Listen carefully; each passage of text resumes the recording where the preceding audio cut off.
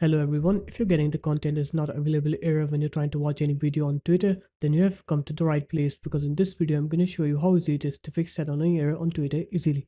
So first off, you're going to open up the Play Store, and then here you're going to go into the search button, and then you're going to search for Warp on here, and then you're going to click onto this 1.1.1.1 with Warp. You're going to install this software, and once it's done installing, you're going to go ahead and open up this software. And once you're in the software, now you're going to click connect on here. What this software does is it just changes your DNS address. And now you're going to open up your Twitter application. And now when you try to watch any video on here, you'll see that all of the videos will work and you will not get that content is not available error anymore.